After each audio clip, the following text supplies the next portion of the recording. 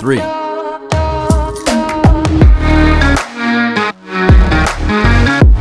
right, Cowboy Nation. It's been a minute. First episode of the day. I hope you guys are ready for this information. The rules of the nation. Let me know if you guys can hear me. Give me a thumbs up in the chat. Really do appreciate each and every last one of you.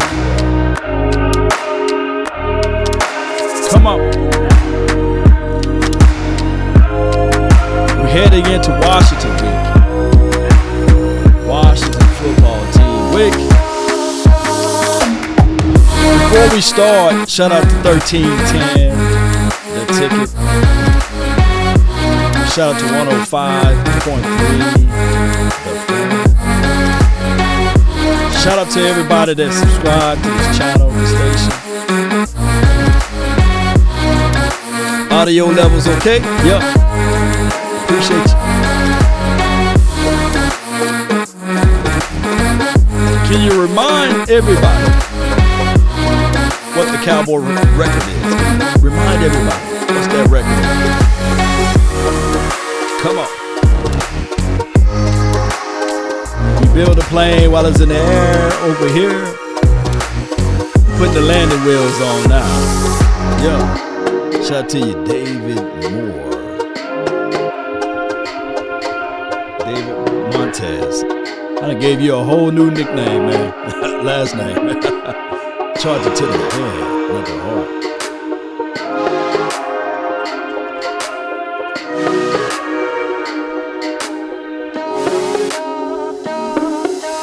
Yeah. Come on. Mama, there go that man. Russell Robinson, shout out to you. CC. Could it be? Yo. Let's go.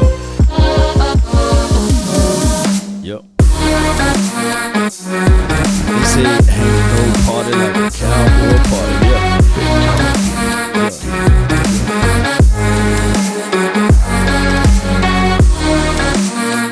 Mama, there go that man again.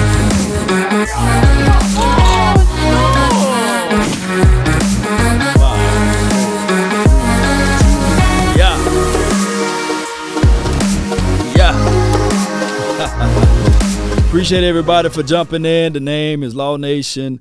We talk Cowboy sports talk and beyond. We got to listen to Troy Aikman, right? We got to listen to him from 1310 The Ticket. Shout out to him and Shawn Michaels over there. And shout out to, as well as 105.3 The Fan, both of those radio stations. And the debate line would be this right here, Cowboy Nation. The debate line would be, in general, collectively speaking, let me put it in the chat so everybody can see. Debate. More important to the Cowboys' success, is it Dak Prescott or is it the defense? Let that just rattle in your spirit. Let that rattle in your mind, right? And we get right into the topic line that will be like the course of the conversation over here. Really appreciate everybody for tuning in. Shout out to you, C. Burleson. Appreciate you for being part of this thing here. And let me put the chat box up so that everybody can see your comments forever and ever and ever. All right, so Cowboys are 10-4, not 4-10. We can't get mad at the record. We can't get upset and angry at the record. The record is the record. The name of the game is to get to the playoff, right? And you take all of the records that you had in the regular season, you ball them up and you throw them out. Because it's new life. It's a whole new season, right? There have been times that teams went undefeated in the preseason, and they walk around with their chests out. They say, hey, man, our team going to the Super Bowl. And when the regular season hit, they don't win a game.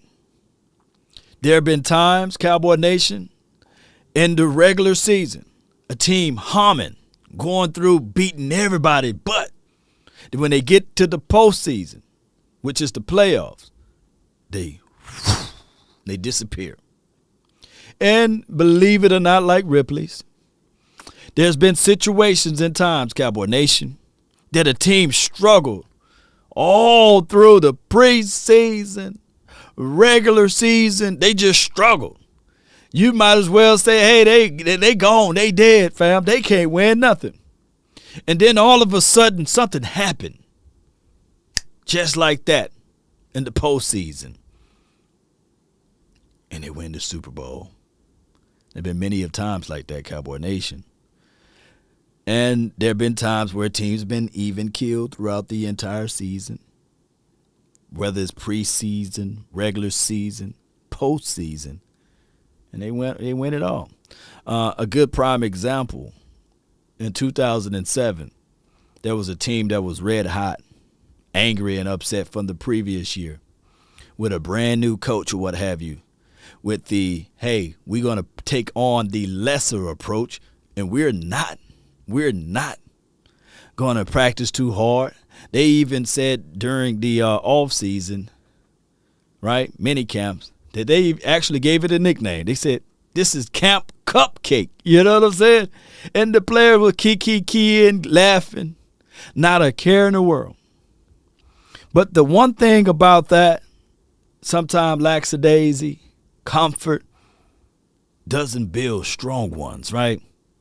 And so that team started listening and believing that they were the mighty team of them all, that nobody actually can stop them. They had this young, hot, fiery quarterback that was in the same making of a Brett Favre.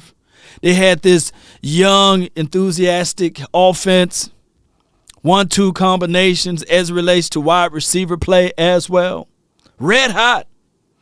And, you know, they looked at it like, okay, the postseason is here. Now it's time because now we know we can beat the team that we're playing up against. This is easy. This is flat out easy. You got those tickets to Cowboy? Yeah, let's go to Cowboy Land, you know. Oh, my goodness. They went to Cowboy and they kicked it. They kicked it hard. And they said that they deserve to be where they at because they worked their butts off, right? They worked tirelessly all through the preseason, the regular season, and when they got down to the postseason, they took it lightly. What happened when you take things lightly? You end up flat. That was many, many years ago in 2007. A long time ago.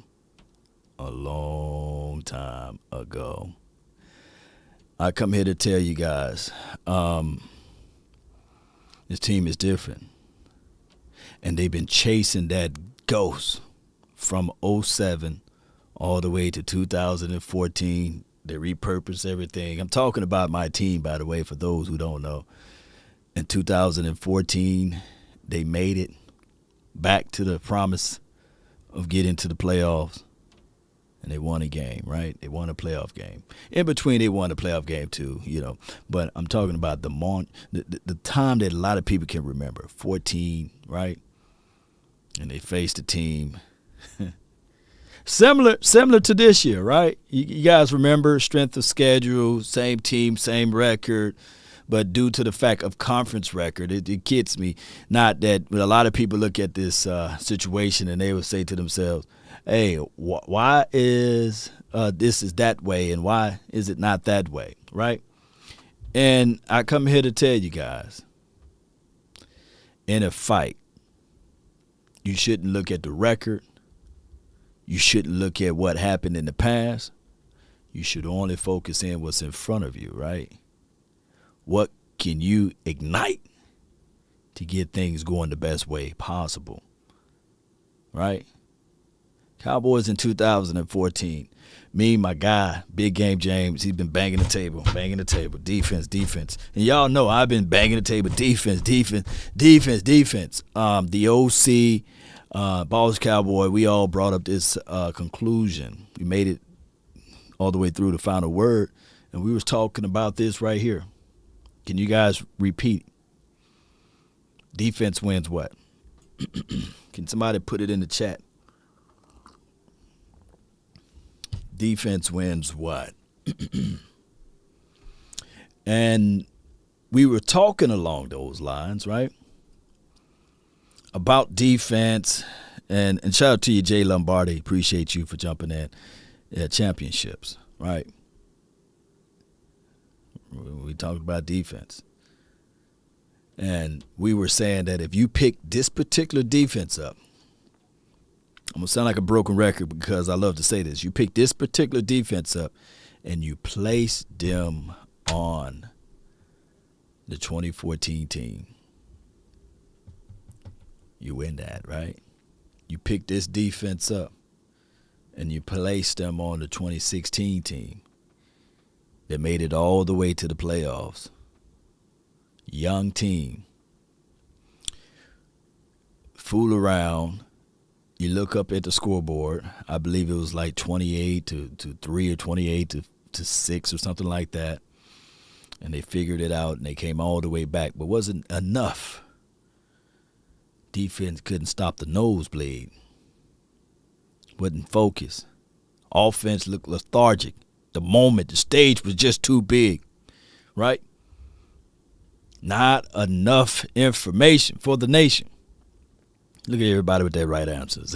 Defense wins championship. Somebody put Super Bowl as well. And fast forwarding to 2018, right? Same situation. Offense humming, moving. Couldn't stop a nosebleed. Couldn't get things going. And now we are here. We are at this moment. Shout out to you, Jim Laws. Appreciate you for 11 months. That's a long time to roll with the nation, man. I really appreciate that. 11 months rolling with me, man. Appreciate that.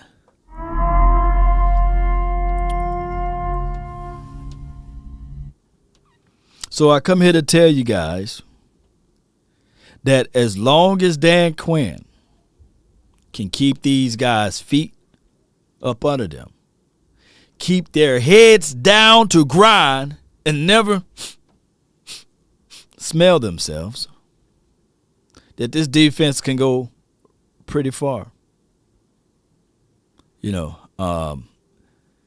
one of the things that I picked up from a guy named Chris Richard when he was here at Cowboys land, one of the things that I did pick up from him is that he said technically, although he's not on his team now, but the philosophy is, right, especially with Dan Quinn, the philosophy that a lot of people look at the Seattle Seahawks when they was on their run, that the Legion of Boom, it means boom, L-O-B, Legion of Boom, many booms, Legion meaning many, many booms.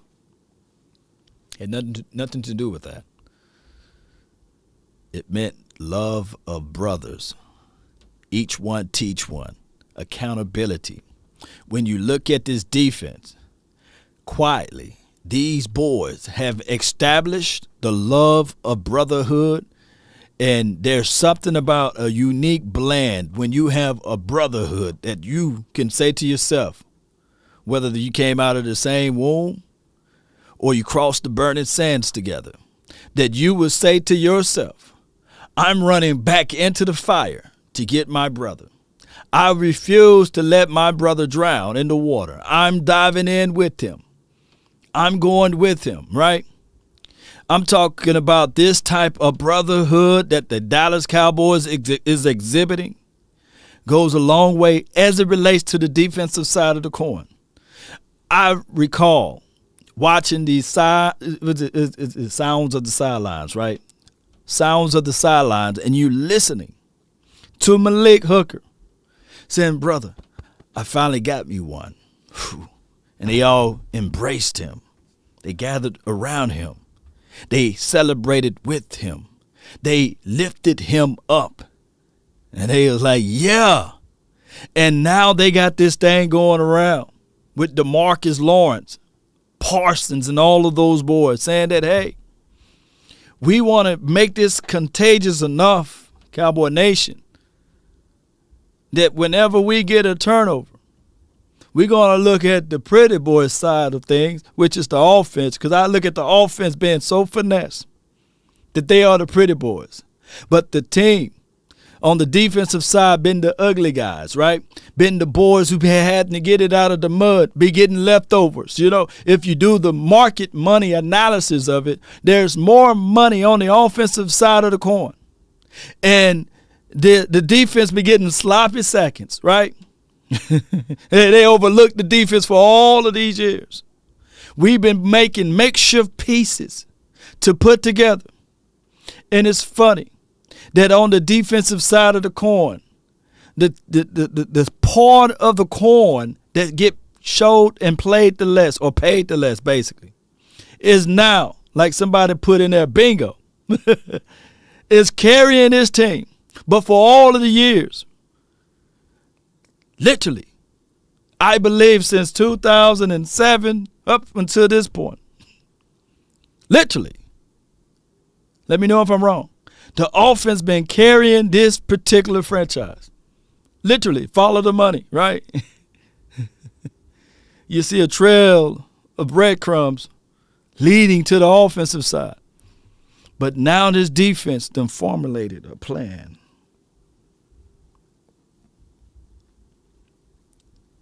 That these brothers, man, love of brothers. Hooker is playing out of his mind. The front is playing so well, LVE is shining. No shade at LVE, by the way. Parsons is so contagious. That brother is contagious. He's spreading all of that enthusiasm on everyone. DeMarcus Lawrence couldn't wait to get back to showcase his talent. DeMarcus Lawrence couldn't wait to showcase to the world, I'm here. I arrived, baby. And that's what we are seeing out of the defensive side of the coin. When we talk about all of these things, Cowboy Nation, when we talk about in general, just in general, the way this team plays for each other. Bam! Y'all see that hit? Yeah. The ability that now we looking at Jordan Lewis at a different light. Now we are also seeing a team that they will not allow another brother to hang his head low. Look at him. Jordan Lewis having one of his better years. This team is playing through the echoes of, watch how you punch that ball out of there. And they all dive up in on there. Saquon Barkley rarely fumbled the ball, by the way. Yeah, somebody put in the chat box, teamwork make the dream work. It do. But, man, as long as this defense play like this, Cowboy Nation, shoo. That turnover on down right there on a short game, yeah, come in there. 4th and inches, they couldn't buy an extra inch. Look at that pop right there. Why'd you come across that corner? Yeah, get around there. Hit him anyway. Pressure bust pipes. He couldn't step up inside to make that throw. And look at this INT. Give me it. User pick. You remember that? User pick. This team is playing out of its you-know-what. Mine on the defensive side of the coin. Watch this. User pick. Yeah, give me that ball. It belongs to me, by the way. And look how this boy come down there. That's the Canadian monster. Watch how he just squeezing it. It's so nasty. Yeah, I wanted it to be so nasty. So dirty. So gritty. Look at 91. Gets off of his man. Dive on that package right there.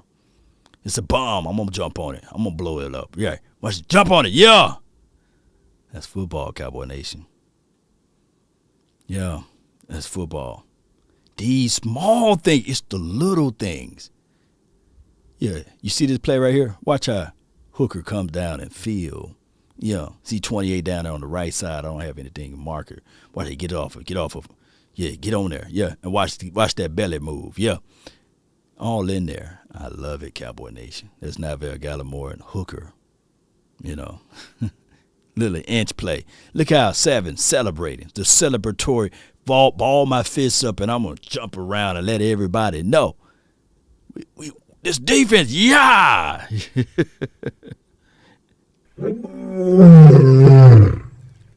It's war. It's wartime, baby.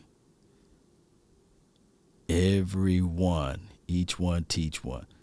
Watch out, Parson get in on that. Watch Parson get there too. They didn't give him that .5 sack. That's okay. That's okay. But watch how Gregory coming in there. Boom! Just crazy. Banding off the edge. Solid. So do you guys think in your mind? Watch how you get out there. Yeah! 94 is a monster out there, baby.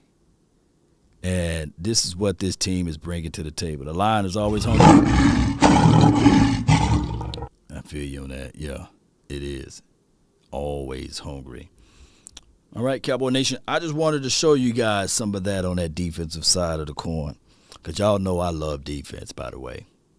But now we finna listen to Troy and hope all is well with him. Shout out to these guys over here. Let me know if you guys can hear the audio. Troy, let's start with just the tone around town. And look, 3 straight wins on the road. The defense has carried this thing right now. And look, you're cruising towards a division title in the postseason, yet people are upset. Are you surprised that so many people are sour about what's going on right now? Not so much. And like I always say, I think the Cowboys fans, they only see it through the eyes of the Cowboys, and same way with every other fan base around the league. And you know, I get a chance to see what's happening around the league each week with different teams and the various things that they're going through. And, I mean, shoot, all you got to do is look at Sunday and see what happened. Tampa Bay losing at home to the Saints, and then you've got Arizona, who was positioned pretty well, and then they lose to Detroit, and nobody would have expected really either one of those things to happen. And so there's still, you know, I hate to say it, but even with 3 games left, there's still just a lot of football, and it's anybody's guess between injuries and between what's happening with the COVID. We saw the impact that had in the game yesterday with the Cleveland Browns. So I think that with the climate of the NFL and the way that there doesn't seem to be just a clear-cut front-running team that's playing great. We've seen the Packers, who now have captured the number 1 seed, and they haven't really hit on all cylinders either as far as playing a complete football game on both sides of the ball. And I think right now it's just a matter of being able to, if you can come out of a game with a win, you should feel pretty good about that, because there's a lot of teams that have lost games that they wouldn't much care what it looked like as long as they were able to win some games. And so as for Dallas, I know that maybe we're so used to this offense being so explosive, and it hasn't been that now in several weeks, that there's cause for some concern. And I do think that the offense is going to have to play better if ultimately it's going to do what it wants to do. But with all that said, I think the fact that they've been able to win some of these games is the most important part of it. That's the mighty Troy Aikman, guys, and gals out there. Troy is right. And if we watch every game of the Packers, they're going to have that spark play, right? That's just what Aaron Rodgers do, right? That's just what Aaron Golden Boy Rodgers, do. That's just how it goes, Cowboy Nation. He's going to give you some flairness. He's just going to do that. But I got to put the booty in there. You got to put that booty in there. They had ugly wins as well. It's just that ugly wins doesn't ignite like ours, right?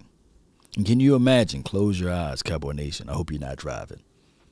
If you get a chance to play the Lions twice a year. And as much as we talk about our division, we don't play the Lions twice. And the Bears twice. You know, who was scared of the Bears, right? A year. Now, I know some people going to point at it and say, no law.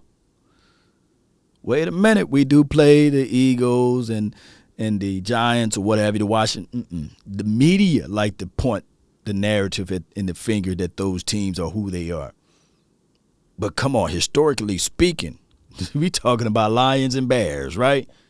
Let's be real with it, Cowboy Nation. Bears haven't been good since the '85 and their little spurts that they had when it was Rex Grossman, for crying out loud, in the late 2000 and I want to say 9 or whatever year, 8.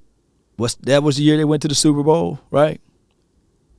And that was all due to the David Hester and all of those boys. So let's be real with it, Cowboy Nation.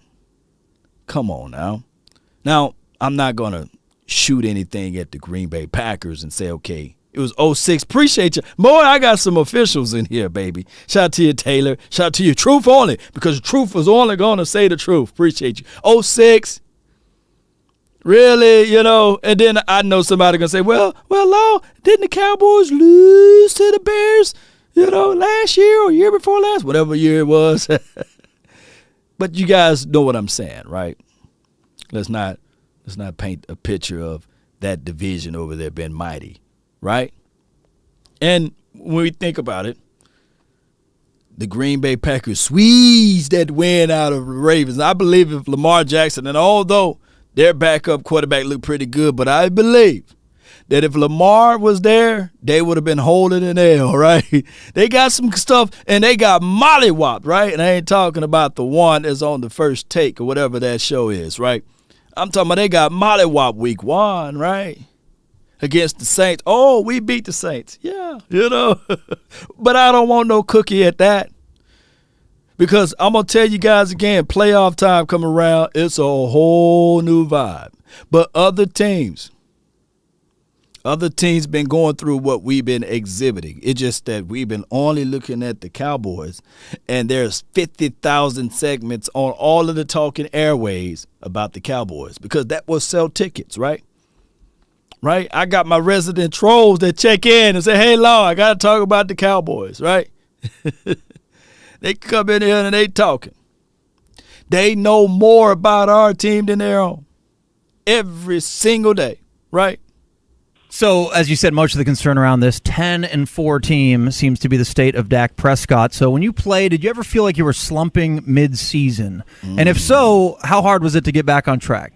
Yeah, there are stretches, probably in every year, right. Not necessarily long stretches, but to where you just don't feel like you're seeing the field very well. You don't feel like the ball's coming out the way that it should. And for me, typically, just to kind of narrow it down to its most simplest form would be whenever I was going through those kinds of slumps, it was generally due to my footwork just not being where I felt that it needed to be. And I would feel that. I'd feel uncomfortable. I'd feel a little bit off balance. You wouldn't be able to see it from the naked eye, but I would feel those things and then just start working a little bit more on that. But I've been a part of some offenses to where we just weren't clicking and things weren't happening for whatever reason. I also know that it can change really, really quickly. I think confidence is an interesting thing as an offense to where, you can be playing really well like they were, and all of a sudden, for whatever reason, whether it's because Dak missed that game or they've had a lineman here and there that hasn't played or whatever it is that disrupts that, it's real. But I also know it can happen and come back really quick, like within one series or even sometimes one play. So I just feel this offense is too explosive. I think they've got too many good players, and I seem to be saying this each week for the last few weeks, but I still think that this offense is going to get it together and is going to play really good football and be a big reason as to why they win. Troy Aikman joining us here on the ticket.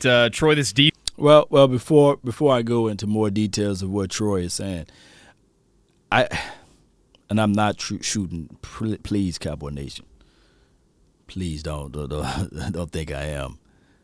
But I think that Troy had a better cast of coachings around him, juxtaposed to what we're seeing around Dak. And I'm not using that as a pivot, nor am I'm about to talk bad about Ezekiel Elliott and Amari Cooper. I'm not going to talk bad about them.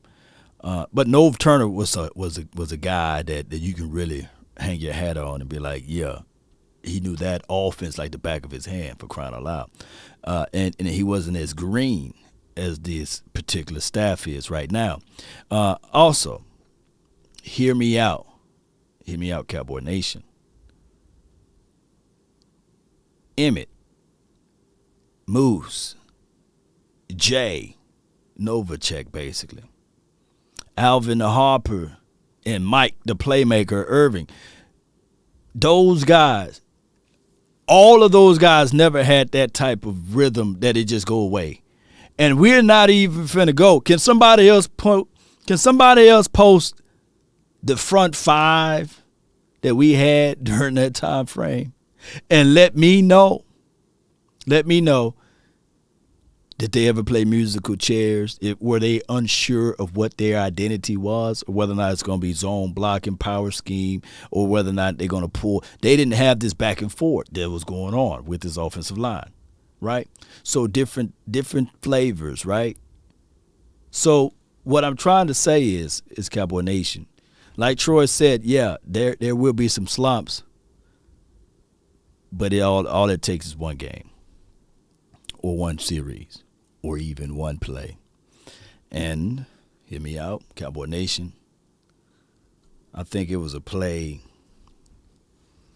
I think it was not this game, but it was the previous game. Dak drops back, and he hit Michael Gallup down the field, and it was all electric, oozing out of the building almost, And then we look back, and there was a big old flag there, right? We can go back this last game. Dak drops back, and we got the alligator arms for Lamb because he's trying to pretty boy, with one hand. 3 drops he had in that game. If he had 2 drops, boy, that would have been electric, right? If he had only 1 drop, because the passes that he dropped were crucial about that enthusiasm, the momentum, and what Troy just said. Sometimes it's that one play, that one series. Case in point, Law, do you have any examples on that? I do, Go back and watch the first series, the opening drive against the L.A. Chargers, who need to move back to San Diego. You go back and watch that first series. That momentum carried on. They had a philosophy that worked. Balance. Let's be aggressive with the offensive front. Let's start dictating. Let's take away. And it's that one little series that happened there that sparked that 6-0 run. So this upcoming game against a team that you already beaten, what would be that one play that can spark everything? Defense has been incredible. The turnaround has been just totally remarkable. They have playmakers at just about every level. They're doing things and creating turnovers like we haven't seen since when you were quarterbacking the team in the 90s.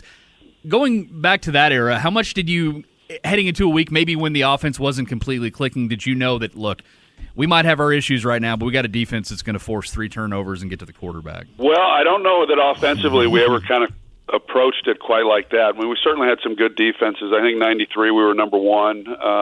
95 we were pretty good. We weren't bad in 92 either. Whatever the ranking was. But right. We had good players, and we went in. There were games we'd go in against really great explosive offensive teams, and as an offense, we'd feel like, hey, it's going to be a tough outing for our defense, and we're probably going to have to be able to score some points. And you go into the game with that kind of mindset initially, and then you just see how it unfolds. I think you have thoughts during the week as to what may or may not happen, and then the game starts, and then you play it out as the game unfolds and whatever it is that's happening or not happening in a game. But I don't know that as an offense you ever quite look at it and say, well, we're in good shape going into this one because we know our defense is going to get 3 turnovers, and we know they're going to at least hold them to 14 points or whatever the thinking might be. I think each unit goes in feeling more about what they have to be able to do or what they feel realistically that they're going to be able to do. And I think that's part of coaching and part of being a head coach is looking at the entire team and then figuring out a way to play complementary football. And when you're able to do that, when an offense is struggling, then a defense tends to pick it up. And that's what's been happening in Dallas. We've seen that. The defense has played well. I think a lot of the reason why they've played well is, one, they have good players, and someone like Micah Parsons, and then the year that Trayvon Diggs has had. You don't go into a season anticipating that. That's had a lot to do with it. But I think even with the players that were here a year ago and those that have played at a high level that were here a year ago, I think the fact that Dan Quinn's been able to scale some things back, and when you're playing with confidence and knowing what your assignment is, then you are playing faster and you're not making the mistakes that maybe they were making last season. And so we've seen the results of that. I've always gone back to this. I believe coaching makes a big difference at this level. There are some who tend to dismiss coaching in the NFL. They think it's all about the players. I think you definitely have to have good players, but you have to have good coaching at this league. And if you don't, then really good players are not going to play to their level. And so we've seen really good coaching from Dan Quinn bring out the best in those players. All right, so shout out to you guys for letting me know that the Pro Bowl has just been announced, and shout out to what Troy was just lamenting. And this is from Gelkin. Shout out to him. Be sure to check out his Twitter handle.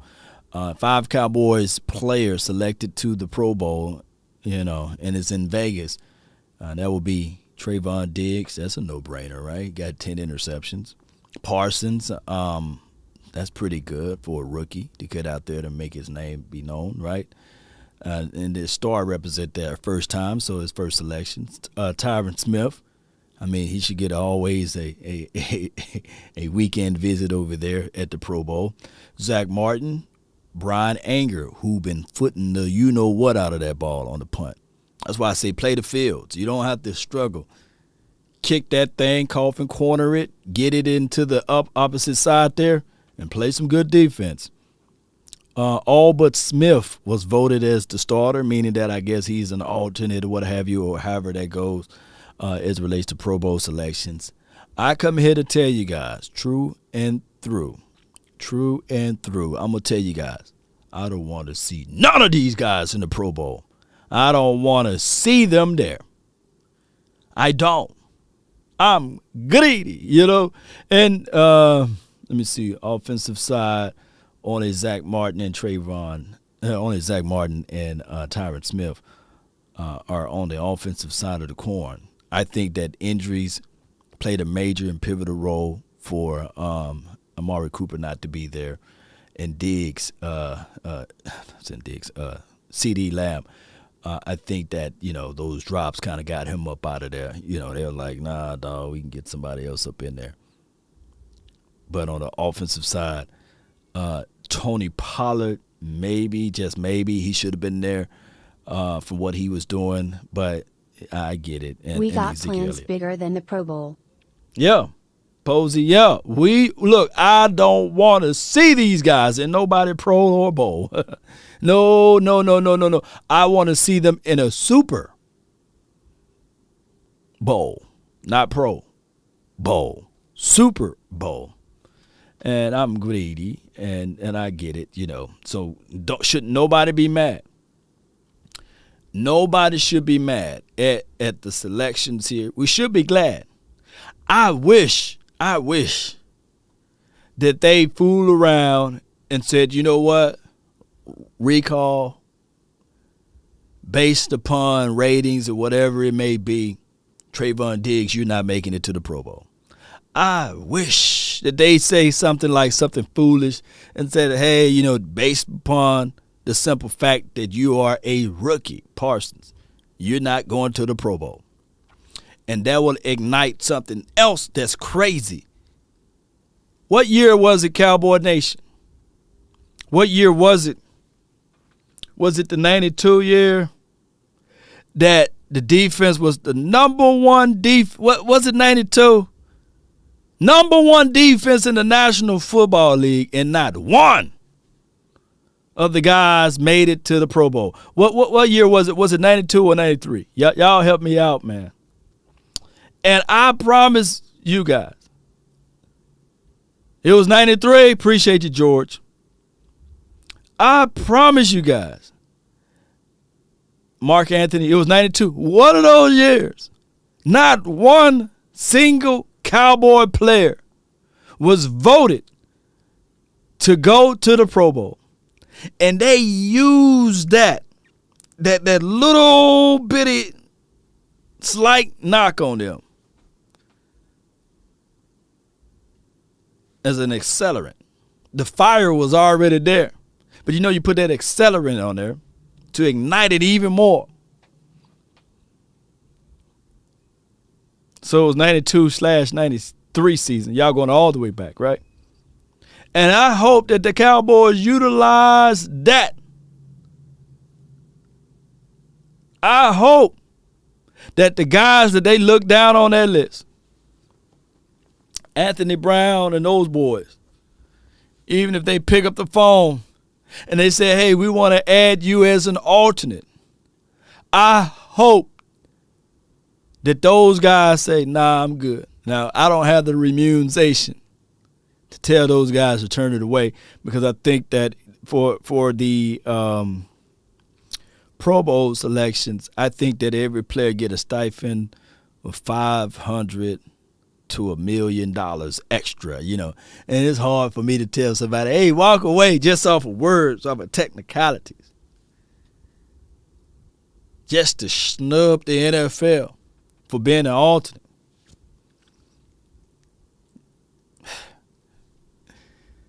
I can't tell them that. I say, I'll pay you money. We ain't So DeMarcus like Lawrence rounding back into health, he was just insane on Sunday between him and Parsons and Gregory and Diggs and the ball hawk secondary. You see the whole league. Do you think this defense looks like one that the Cowboys can ride potentially into February? Well, no question. I felt coming into the season there were obvious concerns based on what happened last year and not knowing exactly what might happen. But I felt that if DeMarcus Lawrence, if Randy Gregory, if Leighton Vander Esch, if guys like those were able to play to the level that we have seen from them in the past, then I felt that this defense could be a good defensive team. And some of those players have played better than that, and then the young players have played better than anyone could have anticipated, as I already said. And so this group is definitely good enough to win it. And they've already shown that. They've shown in some games where they've been able to keep the offense in it and give the team a chance to win games. And that's really the important part of it. I think that, there's not many teams around the league anymore when you look at them and say, wow, they're really good on offense and they're really good on defense. It's just not the way the league is built. There are some of those teams. New Orleans was one of those teams in years past. They're not this year because of the struggles they're having on offense. But Tampa Bay is one of those teams that can be really good on both sides, but there's not many of those. Right. And Dallas is one of those teams that I think can be one of those teams. Are they going to be, as dominant as some of the other defenses? Maybe not, but I still think that they're plenty good, and they've shown that. And when the offense is playing like they're capable of playing, the defense only gets better. Because then they're able to tee off and then rush the passer and get the takeaways and do even more of some of the things that they've done so well. COVID in the No doubt. All right, so what Troy is saying is that, basically he haven't seen a team that's like top on offense and top on defense. And the team that's really close to that is the Dallas Cowboys at this point. And I can't argue against that. I believe that Troy watched more film than I can ever think of, right? And he calls majority of the games. And I'm quite sure that Tampa Bay last year was a team that got real hot and fiery with the offense. And the defense coming along, the defense got real hot and fiery, and then the offense fell off a little bit, and they leaned on the running game, and they leaned on their coaching staff. Look at their coaching staff, unbelievable, by the way, and they were able to get some games out of the mud. Now, moving to this year, the 2021 season, we could say the same for them again a little bit, but they just showcased that they couldn't move the ball against the Saints, right? And then on top of that, if you look at any other team that's been kind of high as it relates to that pro football focus number as relates to like good offense and good defense, another team that coming into mind would be the Rams. I look at it like this. The Rams cool and all, but if they fool around and catch the Cowboys on one of their good days, It's over with for them. Packers also, I look at it that way too. Look at me though. I look at Mel though. I look at you. So I look at the Packers. They can be that team at times, right? And of course they got a fiery quarterback. They can put things in the good spots there. But did we really see them do that against the caliber of players that they said that they played against? We'll find out. Garcia says Bucks was moving the ball, just had big mistakes at big moments. Yeah, we'll find out though. Cowboys moving the ball too. We just get to speak to you guys through and through. Honestly, sometimes our youthfulness and our lack of experience shows up right there at the wrong time, and I believe in the hearts of hearts, old folks are right. New brooms sweep the floor good, but the old brooms can get the corners. When everything compresses for good old Kellen Moore, especially on the road, young guy, it just don't seem as if though he countered pretty well. Shout out to you, Cox. Appreciate you. Hit the like button, y'all. What's up? Appreciate you, man. Thank you so much for your love for the nation. Shout out to you, cool guy. Hit that like button, you all. What up, Law? 100. Smiley face. Smirking face. DC4L. Appreciate you all day. Appreciate you, Mick Cox. Appreciate you, man. Let me know when our guy gonna get out there and put on the uniform if you his cousin, right? Yeah. Sally, appreciate you so much. And then Forcer telling people to share. Sharing is caring. All right, for sake of time, let's go to Jerry Jones' conversation. We'll put a placeholder here because he's going to start talking about some other stuff on that one. Let's listen to Jerry Jones. Appreciate everybody for tuning in, and shout out to 105. Well, I'll tell you what, the way to get in the Christmas spirit is to come home from New York under any circumstances with a win, and especially this year. We've got a team that's evolving, as I'm fond of saying, that era is pointed up. We got better Sunday on both sides of the ball, all phases. We got better. And we got out of there without getting banged up real bad. That's a big plus this time of year. And again, we've got some help on the way. We were out there without Osa and without Kristen Hill, and those guys are help on the way. There's no question about it. We got some safety help coming, so that's all good. We got some tackle help coming with Tyron Smith. So, hello, Christmas. How do you look at that? Do you ever feel down after a victory? Assuming there's no injuries, right? Do you ever feel down after a victory, or do you ever feel up after a loss? Do you believe in so-so wins and good losses?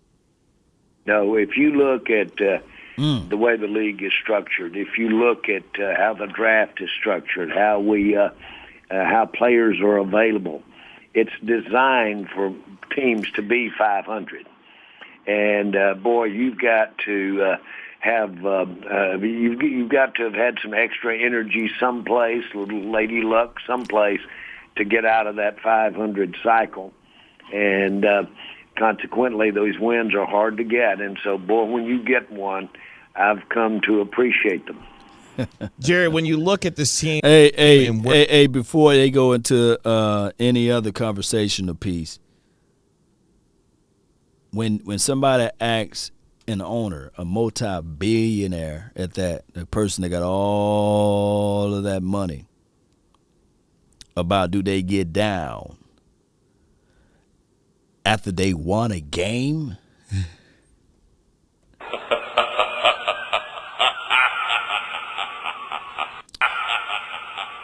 I come here to tell you,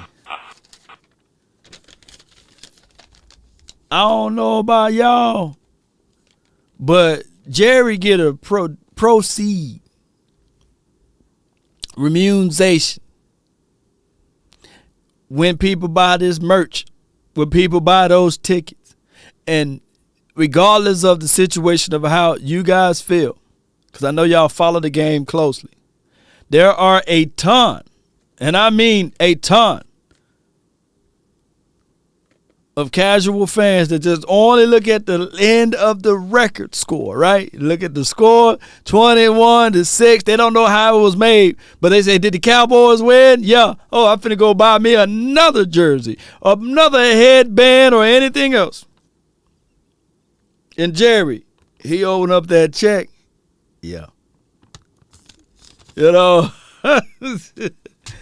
know, that's how that goes, Cowboy Nation. Jerry wouldn't mind if they win by 1 point, 30 points. He would be really happy about that, or 15 points. So only the fans that would get mad at the fact that we won, but we didn't win pretty. Jerry winning. Now, he's a bookie at this point because they do this thing in the NFL called revenue sharing. And even when they lose, they winning. Newsflash, you know what I'm saying? They win even when they lose. Let that sink in. We the only ones when we go into those office settings and we go to those meetings and we got Cowboys apparel on or what have you. People say, hey, take it off, your team suck, Y'all fail to realize we've been probably upset and angry for the last 25 to 26 years. But within that time frame, Jerry Jones done built two, not one, but $2 billion facility, multi-billion-dollar facility, facility. One in Arlington, Texas. The other one in Frisco. I recall just less than 15 to maybe 16 years ago, Plano, Frisco area was just a speck. You can drive through there and realize, hey, I'm in Allen. I done drove through this place now, But look at it now. You think that Jerry is not getting some of that money, that remuneration? Oh, let me go a little bit further for everybody to understand the impact of those money that's coming in. Money, big money, billions of dollars.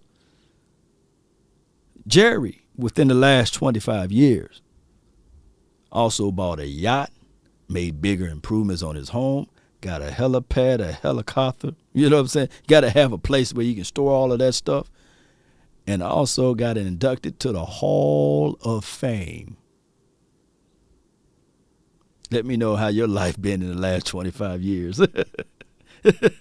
So we sure haven't been winning every game, Cowboy Nation. So, yeah, he don't get angry and upset. Shout out to you, Sally. DC for life. Appreciate you. Hashtag Real Juan. Appreciate you, Sally. Thank you so much. Jerry always keeping it. 100. Yeah, Mick. Appreciate you so much. Spitting. Nothing but the truth. Always a lady. Appreciate you, Mary Krimmer. To you and your family-in-law, thank you so much for what you do for the nation. Appreciate you so much. Thank you.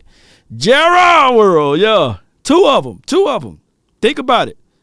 The star in Frisco was $2.5 billion. Billion. I saw a video of Cardi B giving her boo thing, I forgot his name. Y'all can put his name in the chat. $2 million for his birthday, $2 million. That's what Jerry probably used to wipe his what. Jerry probably looking at $2 million and say, oh, that's what you give your boo thing for his birthday?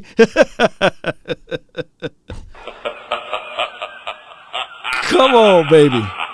That's nothing. That's gas for my yacht. That's gas for my plane and helicopter. Offset. I got a nephew named Onset. You know what I'm saying? That's what Jerry would say. But Offset. She gave Offset $2 million and said, hey, I don't know what to give him. We got everything we want. We already test out the new cars or what have you. So when you get to that level of wealth, I'm still paying student loans. I wanted to hit Cardi B and say, hey, since you don't know what to do, can you help out a brother with his student loans, Can you help out? Hey, look, I do this YouTube thing on the side, but can you help a brother out with a little bit? Offset, hey, since you don't wear chains and things, I don't wear chains and things as well. Can you help a brother out a little bit, a little pocket chain, with that $2 million? Appreciate y'all so much, man. But let's listen to play. Let me. Where they are right now, 10-4, won 3 straight games on the road. If I had told you at the beginning of this season, with 3 weeks left in your season, that you would be 10-4, the number 2 seed currently in the NFC playoffs, with an opportunity to possibly get to the number 1 seed, what would you have told me at the beginning of the season?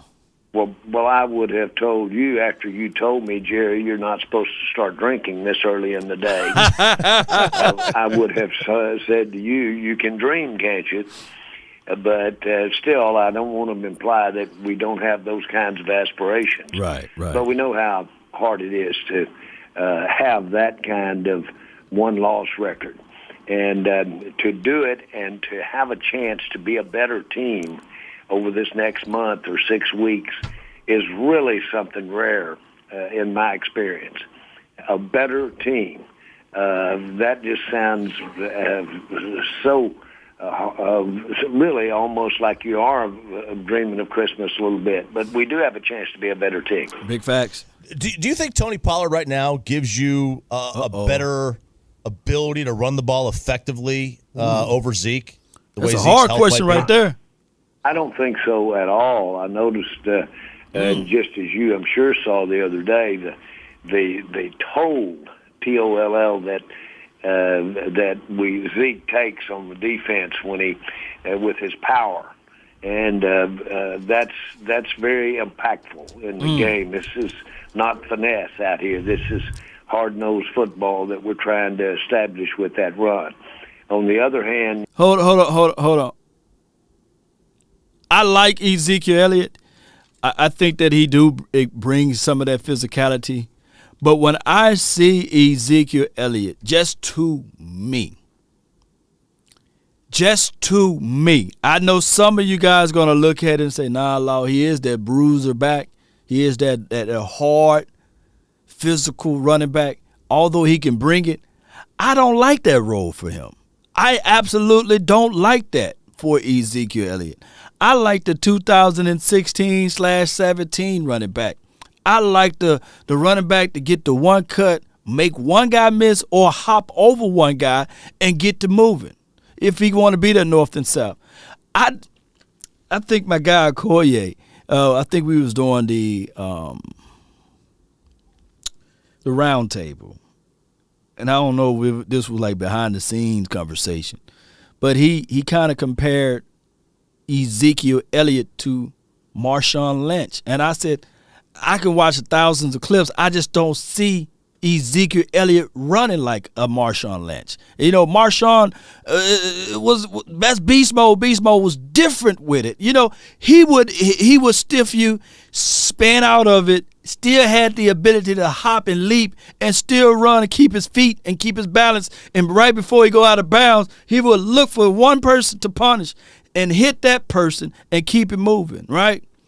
And as much as football that I'm able to see, I just never seen Ezekiel Elliott do that type of an abusement. Abuse somebody that bad, right?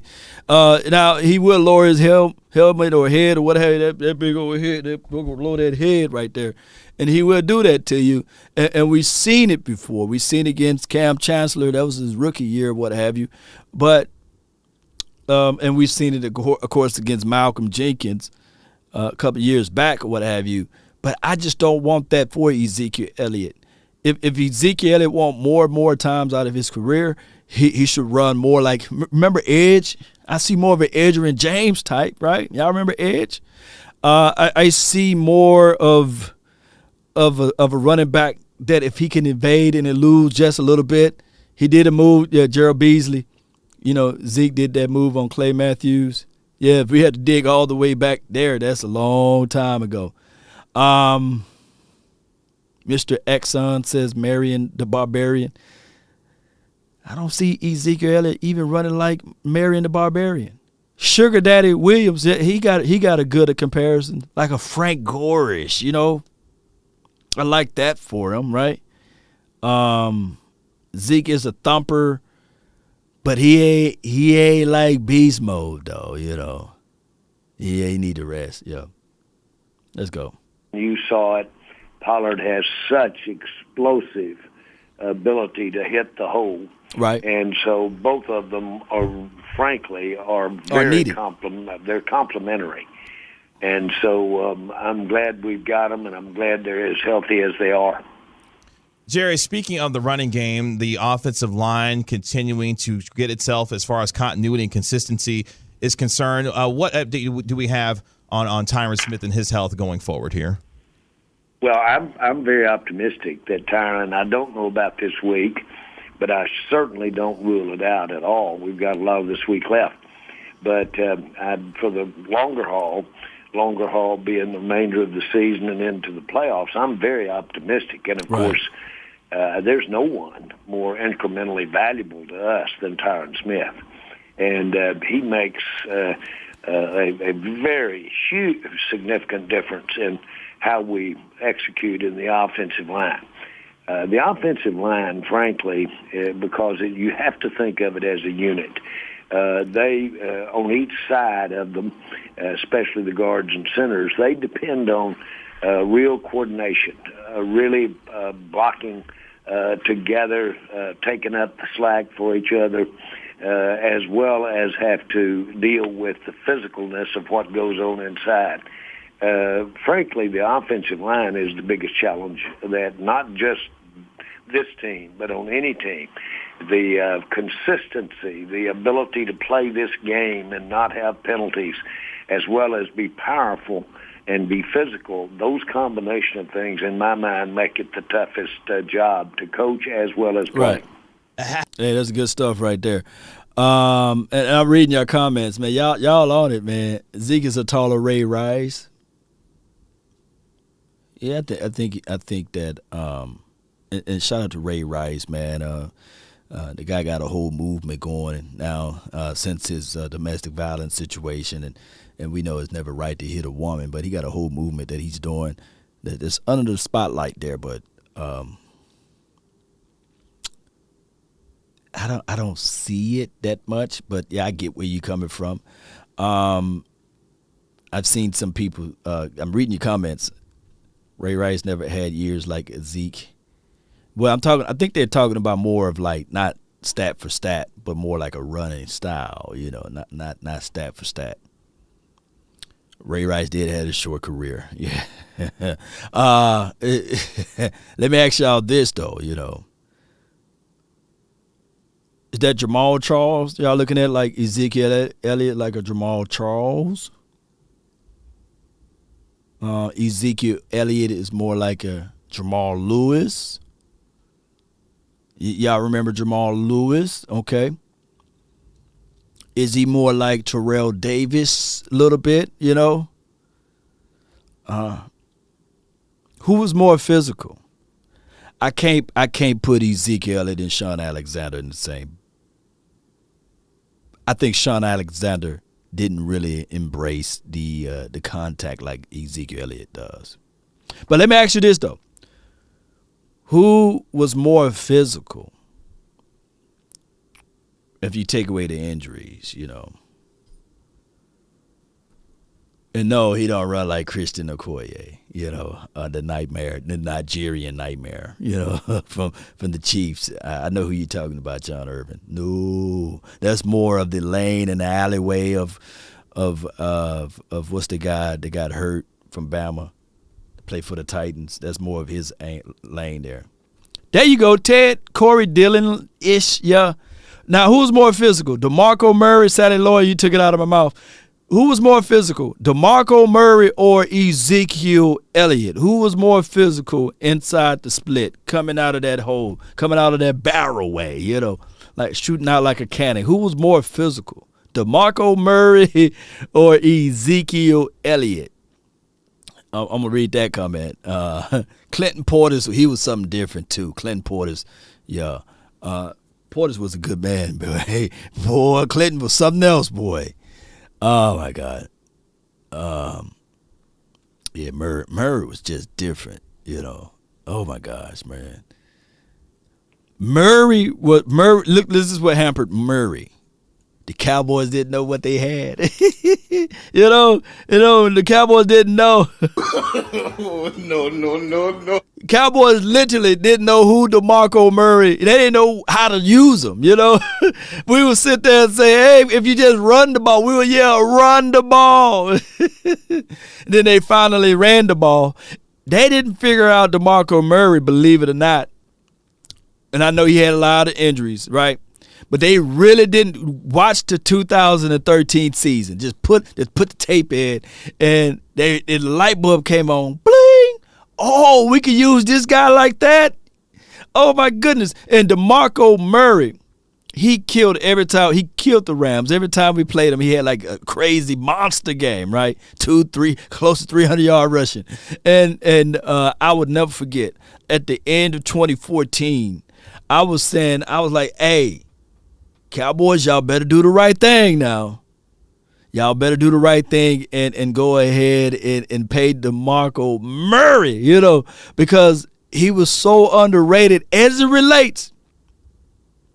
Hear me out, Cowboy Nation. As it relates. Now, he did fumble the ball. Now, that Tucker, that's something that you had to – look, believe it or not, Adrian Peterson fumbled the ball a lot too. And it was because of the running style. Both of DeMarco Murray and Adrian Peterson never got low with it, you know, when they braced contact. And he used to hold that ball like a loaf of bread. But I said, man, if they keep that intact for 2015, you know, it's the craziest universe, because if we never paid DeMarco Murray, you know, if we were to pay DeMarco Murray, we wouldn't have Ezekiel. But 2015 happened because there was no DeMarco Murray.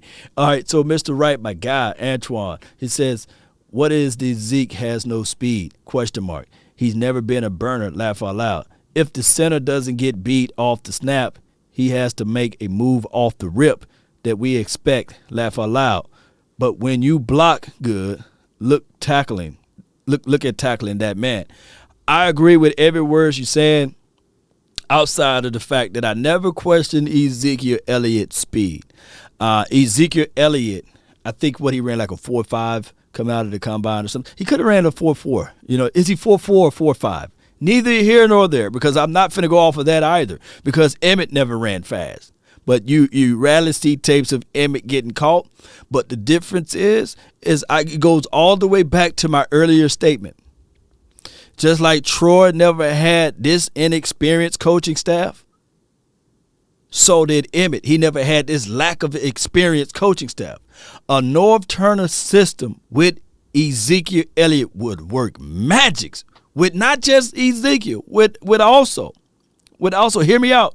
And I'm not trying to crucify Kellen Moore, because I think he's brilliant. But I'm saying it just with the knowledge base of understanding a philosophy that if you get Ezekiel Elliott in the open field, whereas he don't have to fight through trash first, and it's Ezekiel Elliott with the DB or with a lighter linebacker, then you will have the possibilities and the chances of winning. But they run Ezekiel Elliott out of shotgun with no person in front of him, and I know somebody used the notion and the mindset that you need a blocker. He don't need a blocker because he like to have the vision in front of him. But no, that's bullsugar. If you give somebody in front of Ezekiel Elliott, I'm talking about a real true person to get people out of the way, then you will see some more explosive runs out of Ezekiel Elliott. Now, with Tony, I think that Tony have a more explosive off the release. That's just Tony. That's not putting Tony against Ezekiel Elliott, because in the same breath, Ezekiel Elliott blocks better in the backfield. You could do more custom things as it relates to plays. That's why I said, Cowboy Nation, in my morning video, that I said 12 personnel works better for this particular offense, because there's a lot of disguise. There's a lot of misguidance that you can give and put out there. But I shout out to you, man, Mr. Wright. Appreciate you so much for your love and adulations. Brown says he's a 4.4 guy, so he ran a 4.4. Okay, appreciate you. DeMarco Murray should be sending Ron Leary Christmas gifts. Yeah. Dallas Dog says 4.5, 4.4. So he was right around there. Kellen suck at calling run plays. This is for my guy, Mr. Wright, Antoine. Appreciate you. He says Kellen Moore, basically. I'm put his whole name out there. Sucks with the S at the end. He sucks, at calling run plays as well. We see spots this year when Zeke get loose. Did we call running plays better with Scott? I think that Scott just been around the corner longer than Kellen Moore, and he got a core of plays that he know that can work in this particular moment. Whereas Kellen Moore will scratch his head and say, all right, maybe this play would work. And we can go back and forth about that. Shout out to my guy again. Man, you on a roll. he like Cottonelle, man. You was made for this. I can't say the rest of that line. Speaking law, you speaking facts. Appreciate you, man. Scott Simpson says Zeke used to hold the ball like Tiki Barber. Yeah, his running style is more of a Larry Johnson. Oh, I remember good old Larry Johnson. They literally killed Larry Johnson. They ran him into the ground, and lo and behold, that was that old school coaching philosophy. I already got my guy. I said Adrian James.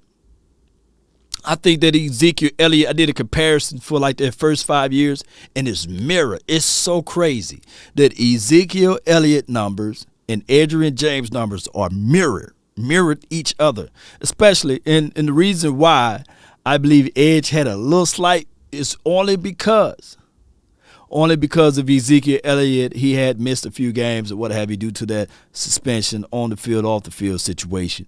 On one leg, he's about to crack 1,000. Yeah, you're right. But they killed the guy, Larry. Yeah. I think Ezekiel is a little stronger than Willis McGahee, but I feel what you're saying with that.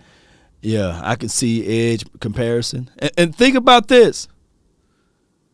Adrian James, Edge, he helped Peyton Manning out so much that a lot of people fail to realize. They used him up enough to when it was time to get him paid, they said, we'll bring in Joseph Atai. How do you look at, with Tyron and the position of left tackle, with his injury history and basically not having, played a full healthy season in like 5-6 years? How do you prepare for that and like going into next offseason? Like, are you preparing that, hey, we need to get a good backup in here, or just keep it kind of status quo with Tyron and his health issues? Wow. This is being reasonable. I'll take all we can get of Tyron and don't want any time without it if we can get it. So that means that you'll deal with the fact that he's had times when he was down. Having said that, you've got to put an emphasis on position flex, which means a tackle that can go both ways or tackles. Notice in COVID, we got to add for an active player an extra player, and it had to be an offensive lineman. And the reason for that is those flex guys that can play 2 or 3 positions weren't enough in this COVID period of time. You need the extra help there. So it's recognized that the swing tackle, the guys that can come in for these tackles when you don't have one, are a critical position. And that's the way we'll address Tyron as we go forward. Just make sure we're good at swing tackle. Let me tell you something. I think somebody's looking for let me see. What was the running back we had? Felix something. It was Felix Jones. But before we had Felix Jones, we had a running back named Julius Jones. And the way look, hear me out. Let me say this one. The way Julius Jones ran, my goodness. I've literally a hard runner, I mean, I think he ran himself into breaking his leg. He did some remarkable things. Julius Jones, if we had a better environment as it relates to the offensive front, Julius Jones could have been that dude, baby. It's just that, man, injuries happened to him, and he had a brother. He had a brother that was cold too. and I think he made it to the Super Bowl. Y'all help me out. Put his name in the comment box. His brother was nobody to sneeze at as well. And I know, last name Jones, but his brother was good too. But Julius Jones, boy, my goodness. Coach Marv says, Law, we are 30-10 when Ezekiel get 20 carries in the game, with most yards coming from 10 to 20. Since Kellen has got 20, very little facts. I agree with your concept there. Now I'm not saying that Ezekiel Elliott run like Julius, because Julius, it wasn't like believe it or not, Ezekiel Elliott is shiftier than little old Julius. Julius had literally one shift, and he would get up out of there. He didn't play around with his food, but he'll run it to daylights, But I'm not comparing Ezekiel Elliott to Julius, because Julius was like, I'm going to hit that hole, I'm going to see it, and I'm going to hit it, and I'm not even going to have the patience. He didn't even have the patience, but he made up for it. Like, as soon as he was touched, he would get up out of it and then keep on moving. And he was a little bruiser too, yeah, Sugar Daddy, yeah. But I agree, Marv. I believe when the Cowboys do get all of those touches, it comes from the mindset of we're going to match the physicality. They come into the game knowing that they're going to run the ball. And when you have that front five, the way that they're supposed to do it, because there's not an offensive lineman on this planet that say, hey, coach, I would rather be in pass pro. No, all of these offensive linemen, you pull them to the side and say, hey, do you want to be in run block? They're going to say, yeah. Power or zone. Well, give me some power. I want to just run over and maul some people. I want to make this little guy pay, especially if I get to the second level. A little old 200. You think a linebacker is good and big? A linebacker 255 pounds, 260. These 310 guys will put them on their back. Case in point, even if you go back to this previous game, you see 52 when he was pulled and he was running, and number 34 is like, oh, Lord, I gotta come through him. Oh, my goodness, I can tell you that he's feeling it now. It's just now Wednesday. He's just not getting out of the tub. And he said, man, number 52, he ain't had to run over me like that. He's still talking about 52. I thought we had 4 Pro Bowlers. We have 5. One is just not the starter. Appreciate you. Josh Ball may be a surprise. I have high hopes for Josh Ball. You going all the way back with Robert Newhouse, bro. Yeah, Thomas Jones was Julius Jones' brother, and Thomas Jones, yeah, brother, he can run, baby. Yeah, Thomas Jones, he was good. Yeah, he was good. The thing that happened to Felix, he got fat. He looked like David Chappelle one year, and then he came back off. He came back out of that doggone training camp and summer camp. He was looking like Pudgy Man. You know what I'm saying? Yeah. Walt Garrison, y'all going all the way back. I thought you were going to at least say Garrison Hurst or somebody. But, yeah, Josh Ball was a blue chip. He may be the new Randy Gregory of the offense, huh? Yeah, Thomas Jones was pretty good. Thomas Jones was just doggone good. We had Eddie George in 2000. Eddie George was already gone, man. I think who baptized Eddie? Was it Ray Lewis? Who ended Eddie George's career? Or was it the other guy that pretty much put an end to Eddie George, and he just never ran the same? Jerry Jones Show right here on Sean and RJ right here on 105.3 The Fan. Jerry, talking about this defense that's been playing extremely well, 31 takeaways, tied for first in the NFL. It was Brian with the Urlacher. Indianapolis Colts. And when you look at this defense, can this defense carry this team to a deep run in the NFC playoffs based on the way they're playing? Yeah, we talk about our pressure, and we should. But down the middle, to me, is where we've had a real improvement on this defense. Right up the middle. whether it be the big boys in the middle, the bigger boys that we've got. We've got some quickness. Two of the guys we didn't have last week are really big, quick guys. But then what we've done. Oh, boy said Jamal Charles was bad, but them knees. Yeah, them knees. When them knees, we can't cut no more. Ooh, owie. You try to cut, yeah. Yeah. And with the uniqueness of our defense relative to using the linebacker that, in fact, would be traditionally a big safety, but yet have enough pop to be able to be up there close to the line and make the linebacker tackle, yet cover at the same time. And to be able to utilize Samuel, that and wrong. have the numbers of safety types that we have out there is real unique. And we're taking advantage of it. And hats off to Dan Quinn, hats off to Mike. This has been a huge difference in our team this year. Do you think when you get to the postseason and you face an Aaron Rodgers or, luckily enough get the Super Bowl, you face Patrick Mahomes or something, that you can basically expect to get the amount of turnovers this team has been forcing lately? Oh, I would. On a neutral field, I think we can beat Patrick Mahomes or any of those guys. Our offense just got to wake up. And I think we're going to figure it out, Cowboy Nation. Just let's not get it twisted. Wouldn't go that far, but I would say this. If we can get in front of those kinds of players with this pressure we've got, this pass rush we've got, that'll really make a difference. And we haven't had it.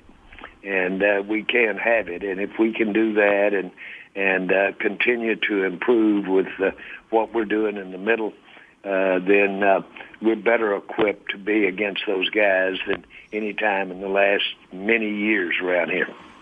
Jerry, in your perspective. Hey, I see your comment there, Coach Marv.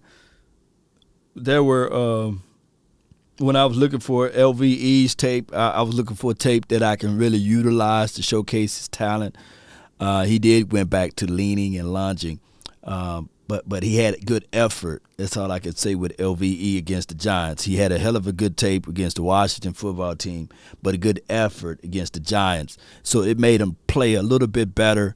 There was a situation that he had to squeeze through the A-gap to stop the runner. The gap closed inside so quick, and he had every opportunity to say, hey, I'm trapped inside, but he spun off of his guy, number 67, climbed back up inside, and they credit him for the tackle on the second level. So, and that was like a 3 or 4 yard gain. So LVE is doing his job, but I would like to have better play out of a linebacker, to be honest with you guys.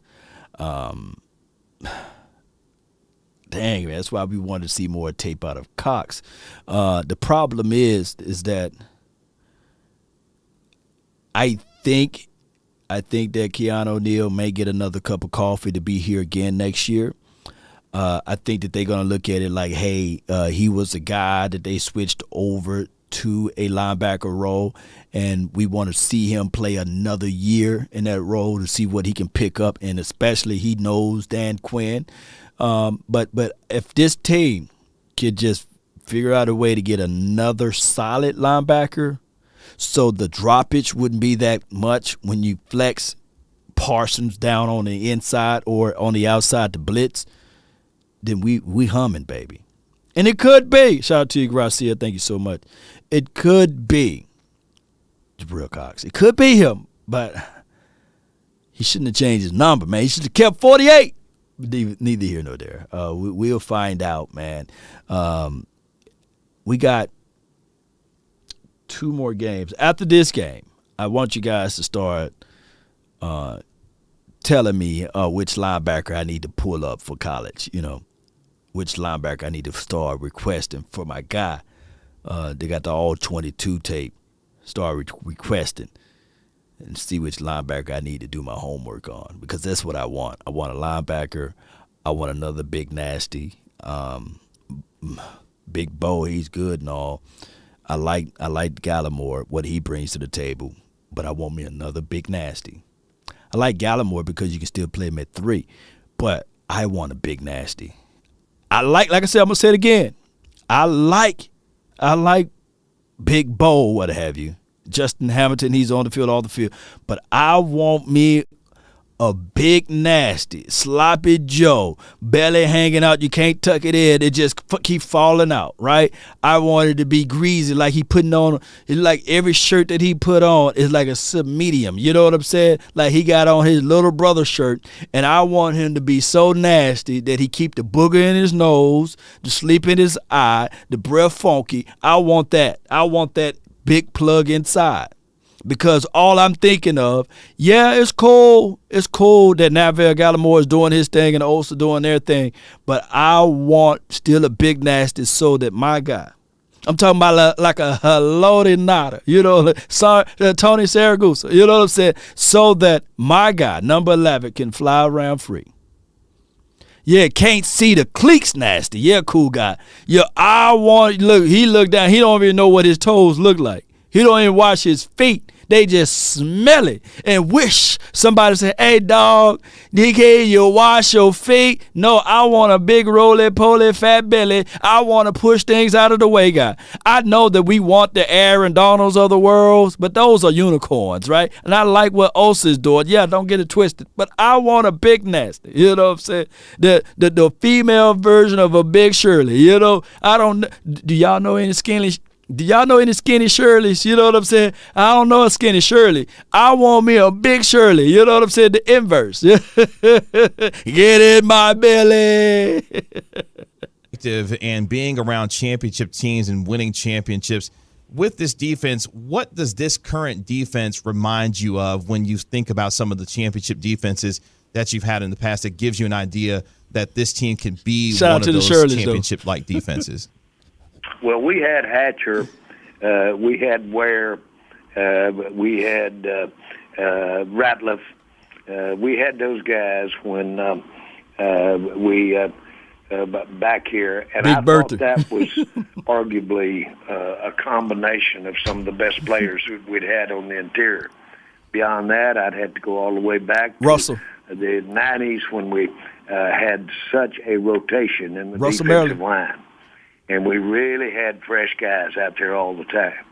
And so this group has the potential to have that kind of talent, without exaggeration, but have numbers. We've got fresh legs that we can keep out there and keep those guys coming. I think that really gives rise to some optimism. Yeah. Jerry Jones joined us here at 105 through the Fan. Jerry, the NHL is pausing their season through the Christmas holiday due to COVID. Like, do you guys in the league? All right, we ain't finna go down that road. Appreciate everybody for watching that one. Let's see here. I don't want to talk about that. I don't want to talk about that. Let me see if they talk to somebody else. Well, he has the virus? I ain't talking about that either. Haven't had players out there playing with COVID. I ain't talking about that either. The one saying Christmas gift when we see them people in the bed at Stuttgart. And we would have about 40 of us, and we would be in 4,000 square feet with 6 bedrooms and a big center room that you basically... All right, let me see what else they talk about. Be a strength of this team. We just simply haven't seen that. So let me rewind just a little bit. Y'all bear with me. That was the offensive line combination that we thought we were going to see coming into this year that we thought would be a strength of this team. We just simply haven't seen that. So, I get the most important part is having Tyron Smith ready for the playoffs. I would love to see what this group looks like, at least in a game or two before the end of the regular season, to give me say, okay, now I have that much more confidence in this line going into the playoffs and seeing what that looks like from there. I mean, look, Fantech saying shut him down for the regular season. Tyron. Want him as healthy as they can come playoff time. And that is... I don't say I'm fine with that, but I'm kind of fine with that. Kind of. Arizona, I would like to see him there for the Arizona game. But Tyron Smith is needed for January. You don't need him to win the division. You already done that, basically.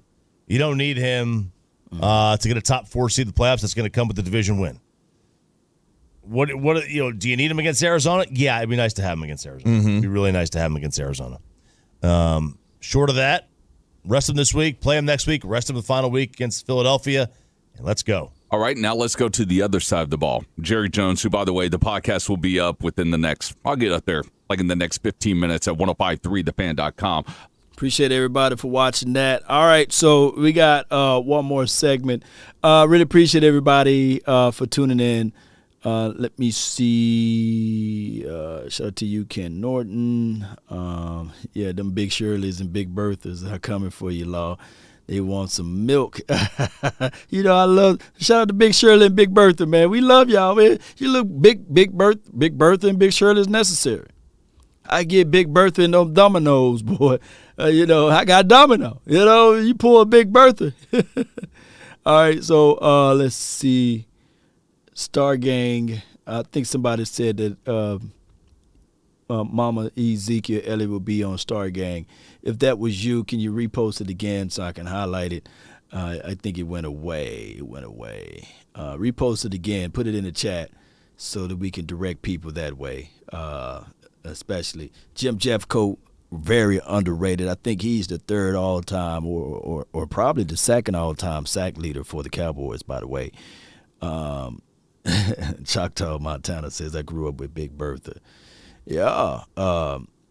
Shoot, man.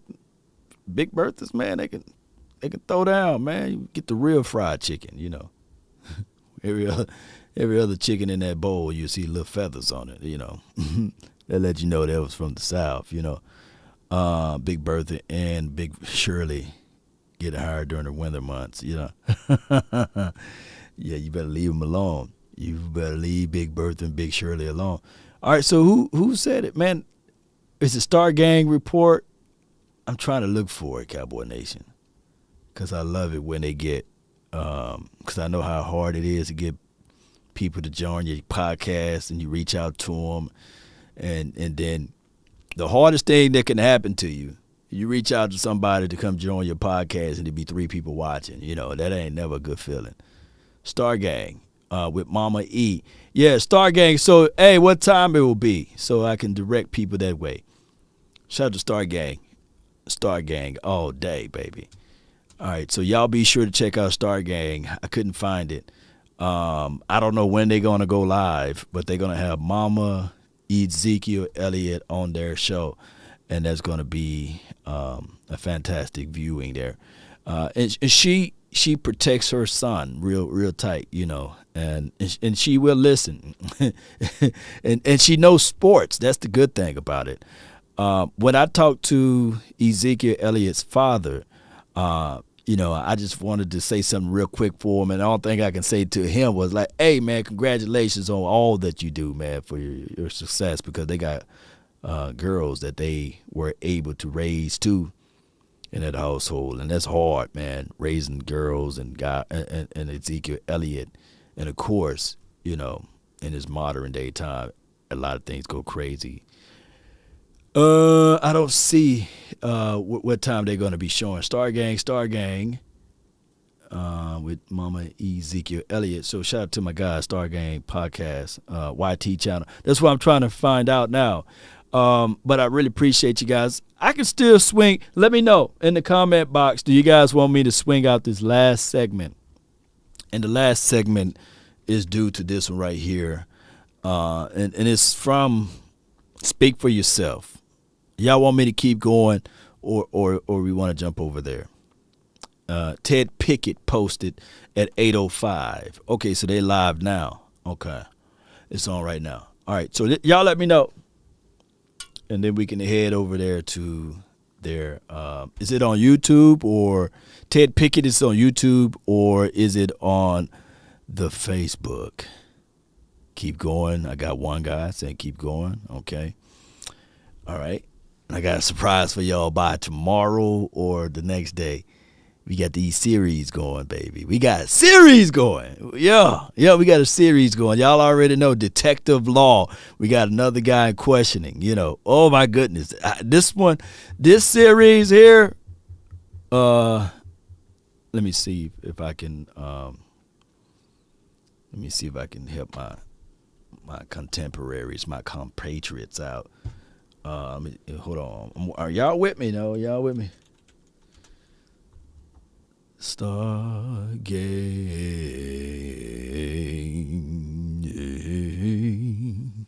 To the people. We should have guessed as well too. So then obviously you pivoted that into. So what I want you guys to do is go to this channel right here and yell out to Mama Ezekiel Elliott. She's live over there. I'm seeing it. And she looked like Ezekiel Elliott, or Ezekiel Elliott looked like her. They both got hair. So she's a prettier Ezekiel Elliott. They look just alike, boy.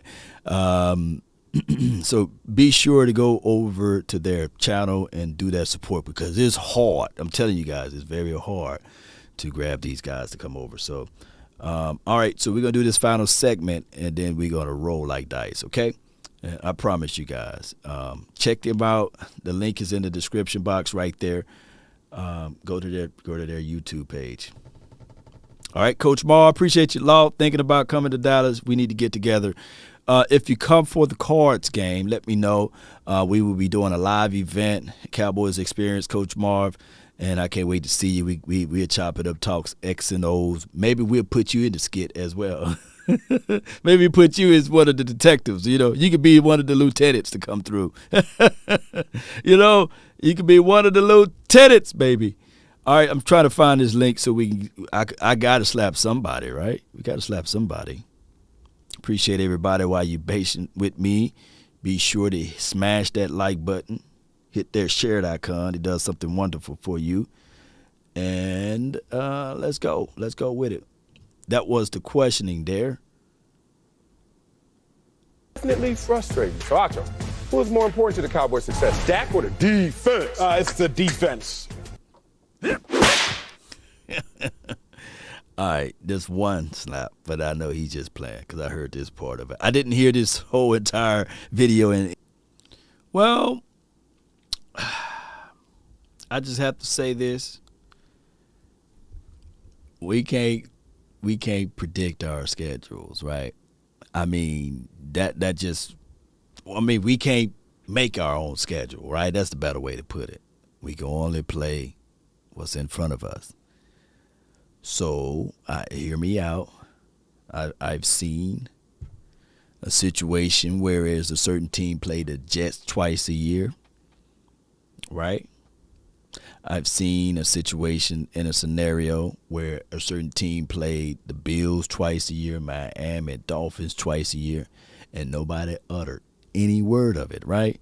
And that's just how that goes, Cowboy Nation. You can't say, okay, those are the teams you play. Let us turn a blind eye to that. Those guys get millions of dollars, right? But you do figure out something.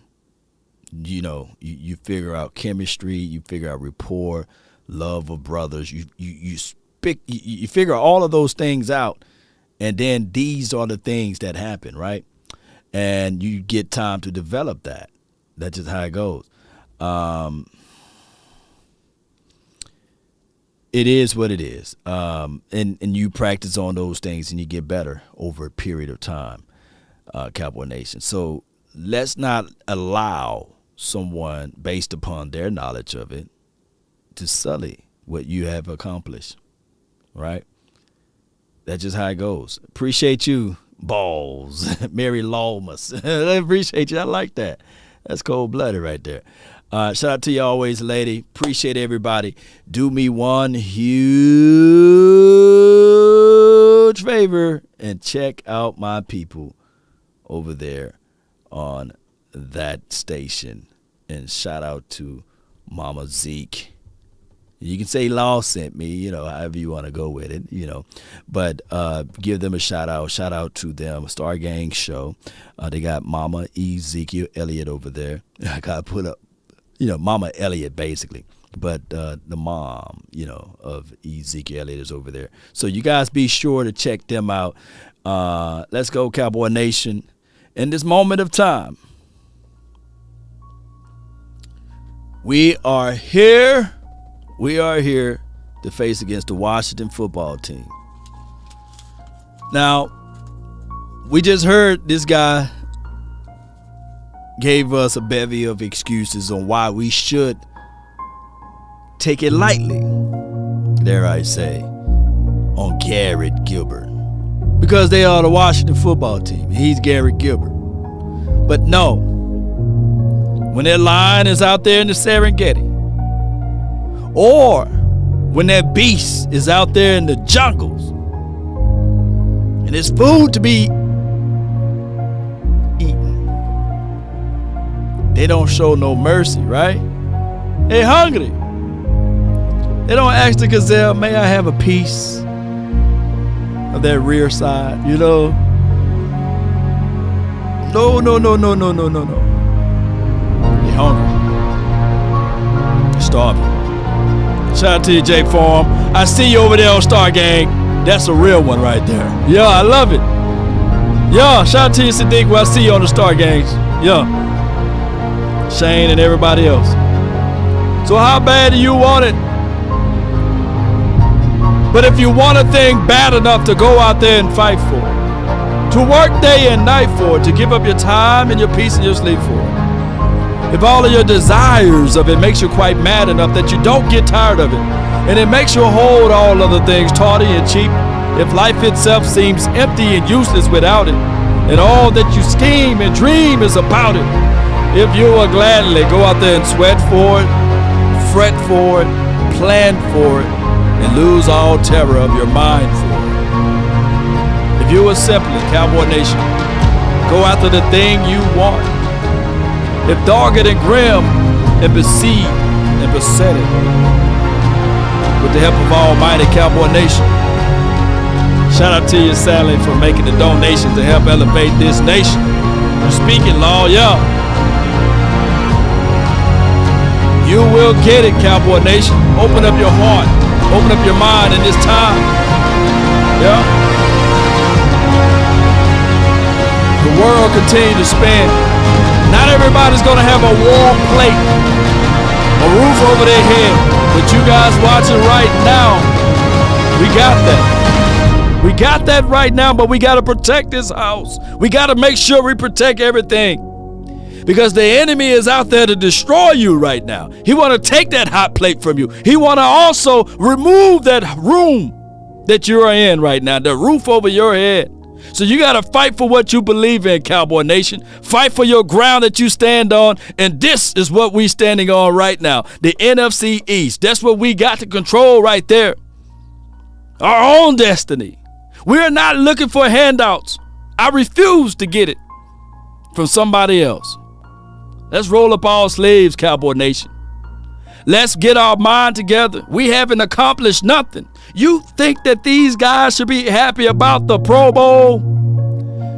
We got people laughing and ridiculing you right now because you're happy about the Pro Bowl and that's all you got. We want the hard substance, not the sucrose, not the fake sugary substance. We want the real good stuff.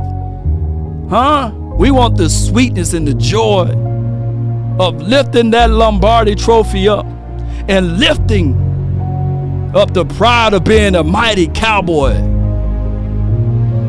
fan again, baby. We stay strong. We stay locked, loaded. Winter is coming, right? I'm still watching Game of Thrones. It comes to my mind and knowledge of Game of Thrones. It's all about the bloodline, you know. You know, the bloodline can save you. You know, but even within the bloodline, it can also hurt you.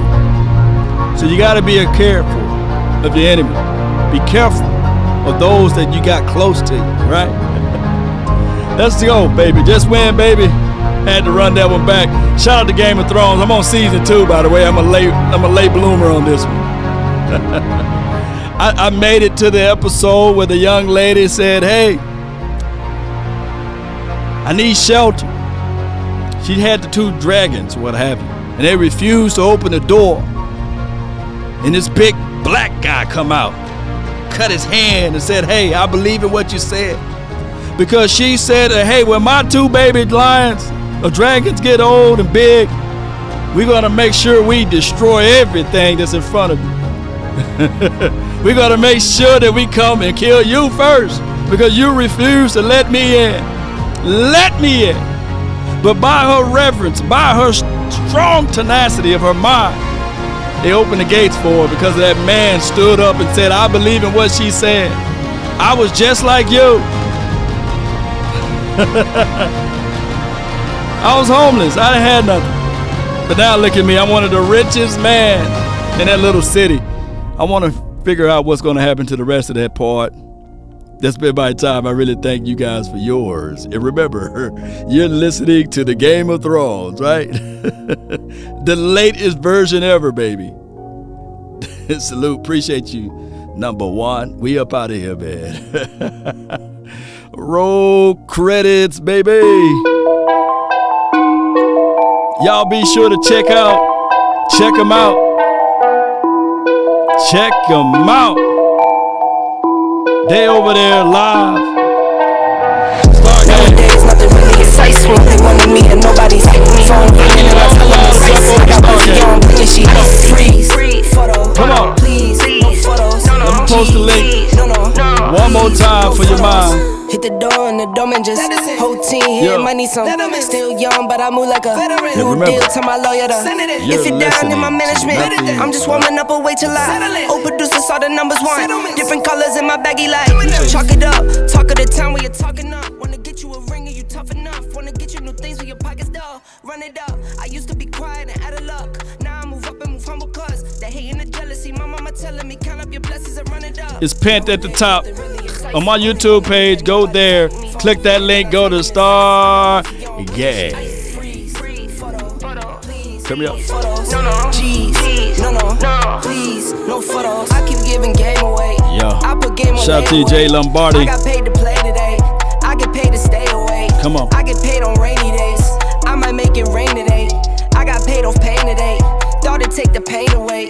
In my own lane, finger roll. Yeah. I would never sell my only soul. No. Heard your whole team was for sale. Heard it's on the market for the low. Who the realest, we might never know. All this acting, you gon' play a role. Give you the world when they sign you up. Try you out and then they line you up. Ooh, now you're looking hungry, ribs are touching, need some food. Now you're all on live acting surprised, but you was fooled. Boy, get out the way, it's been a day, now you're old news. Now you got the pen and pad, you're trying to take my moves. Nowadays, nothing really excites me. Only one of me and nobody's like me. Phone ringing and I tell him it's icy. I got wifey on bling and she icy. Freeze, photo, please, no photos. G's, no, please, no photos. Nowadays, nothing really excites me. Only one of me and nobody's like me. Phone ringing and I tell him it's icy. I got wifey